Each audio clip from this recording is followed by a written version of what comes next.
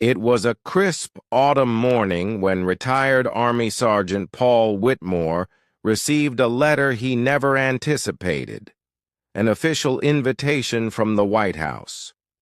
President Donald Trump himself had extended the invite, seeking to honor a small group of veterans at a national ceremony in Washington, D.C.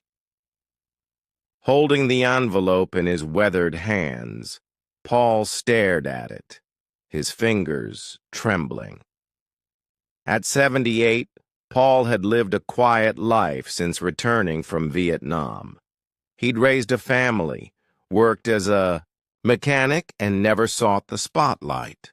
His wife, Linda, leaned over his shoulder. "Paul, you have to go," she said softly. He hesitated. "I'm just an old man, Linda. They won't even know I'm there." But deep down, something stirred, something he hadn't felt in decades.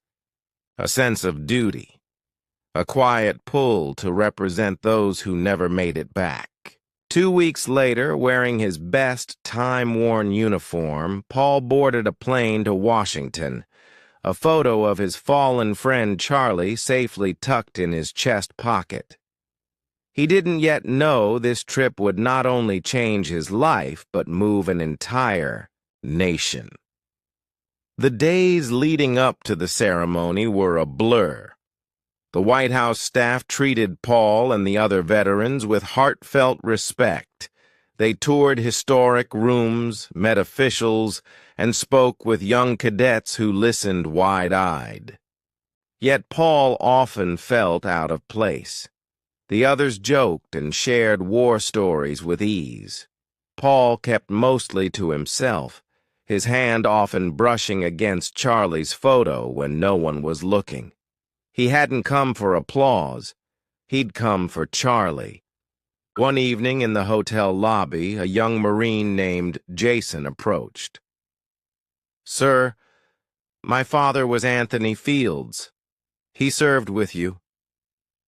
Paul's eyes widened.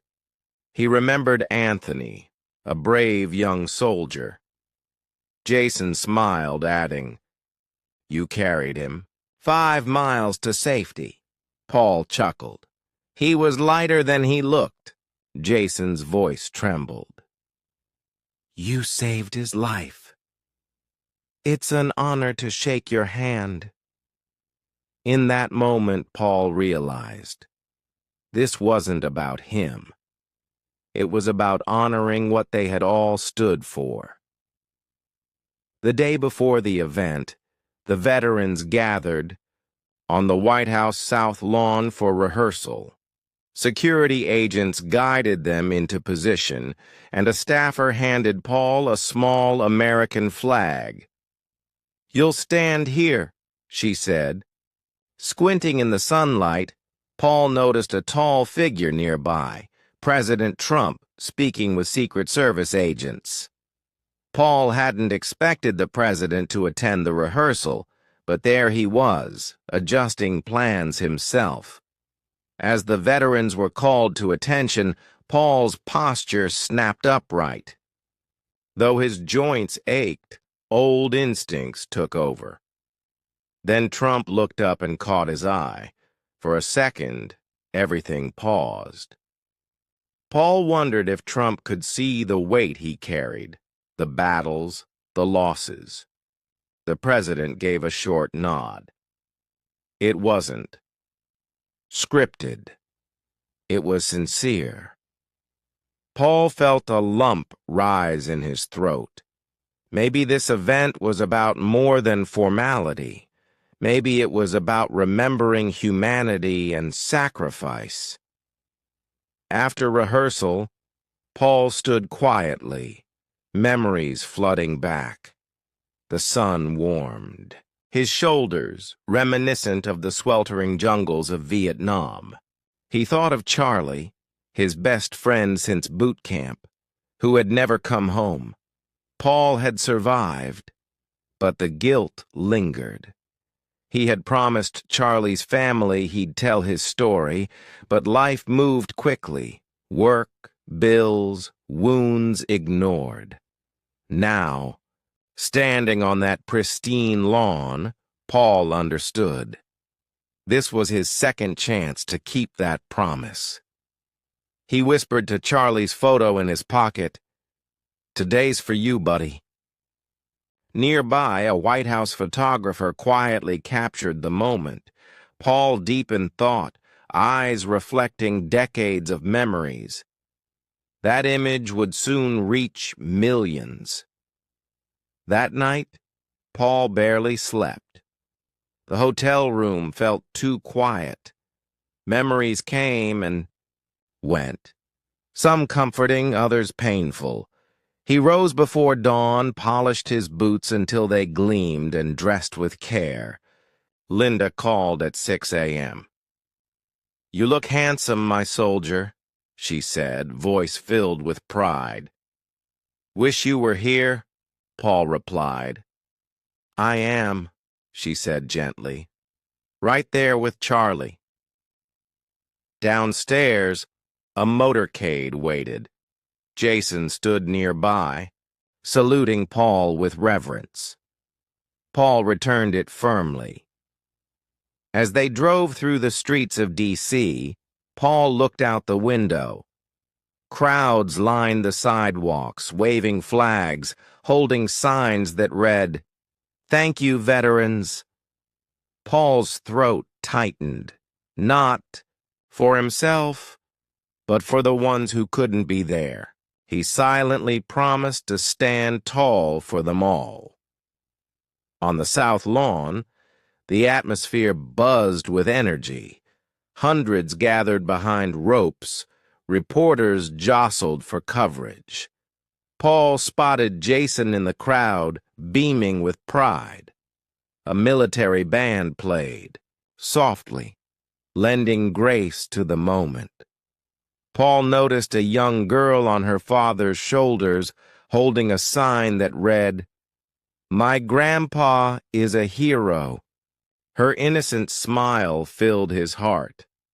An aide informed them that President Trump would soon arrive and greet some of the veterans personally. Paul felt calm. He hadn't come for applause or medals. He came for Charlie and everyone who never got to hear "thank you." Moments later, black SUVs pulled up. President Trump stepped out, solemn, focused. He walked slowly along the line of veterans, shaking hands, exchanging quiet words. Then he reached Paul. Something unexpected happened. Trump didn't extend his hand.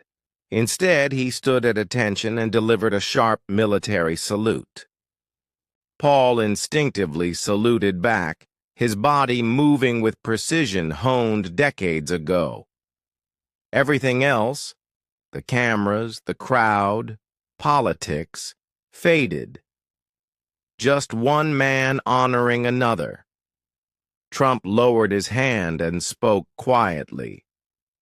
"Thank you for everything you gave, Sergeant Whitmore." Paul's voice trembled. "Wasn't just me, sir." Trump nodded, understanding. Cameras clicked. The moment was immortalized. As Trump moved down the line, Paul stood frozen, overcome by emotion. His hand shook as he lowered it. He turned, slightly, hoping to avoid attention. But a photographer caught the moment Paul's face collapsed, not from sadness but from deep, overwhelming gratitude and memory. The photo was raw, real. A nearby aide touched his arm. "Would you like to sit?" she asked. Paul shook his head. "No, ma'am, I'm standing for them." Applause rippled across the lawn. Jason wiped tears from his eyes and saluted again. Somewhere, Paul felt Charlie was smiling.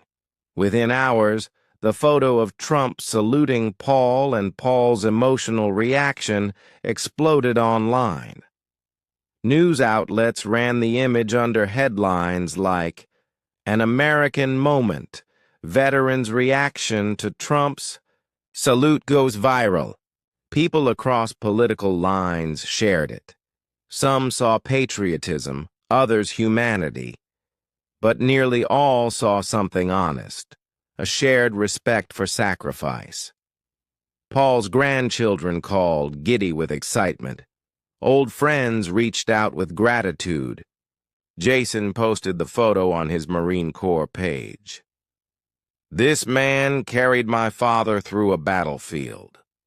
Today he carries a nation's gratitude."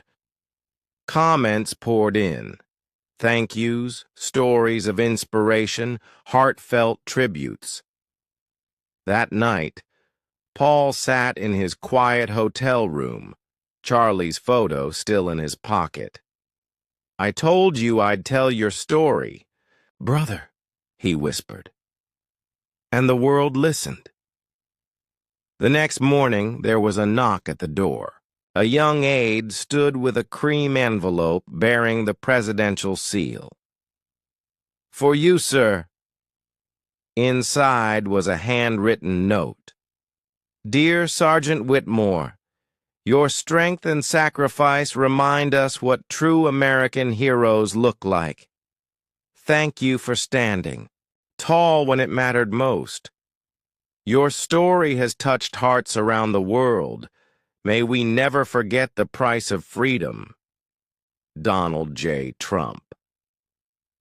Paul's eyes blurred with tears as he read the letter again, slowly. He thought of how he almost hadn't come, of how he'd believed he was just an invisible old man. But now he understood. He had become a symbol of something much larger. Later that week, Paul's mailbox in Indiana overflowed. Letters arrived from across the country. Kids sent drawings, veterans sent salutes, and Jason printed out dozens of emails because Paul didn't really do computers. One letter stood out from a teenage girl. "Dear Sergeant Whitmore, I didn't know much about veterans before I saw your photo. Now I want to serve others too." Paul sat at his kitchen table, surrounded by handwritten notes and flowers from strangers. Something bigger than a salute had happened. People from all walks of life were reminded what service truly meant, not because of politics, but because of one man's quiet truth. Wiping a tear, Paul chuckled to himself. Guess I wasn't invisible after all. Charlie's photo sat in the center of the table, now encircled by gratitude. That evening, Jason called again. "Grandpa, you won't believe this. A national veterans group wants you to speak at their conference in D.C. Paul nearly dropped the phone. "Me? A speaker?" Jason laughed. "You already gave the speech, Grandpa, and you did it without saying much at all." After a moment, Paul nodded. Maybe it was time. Time to keep telling Charlie's story, and now his own.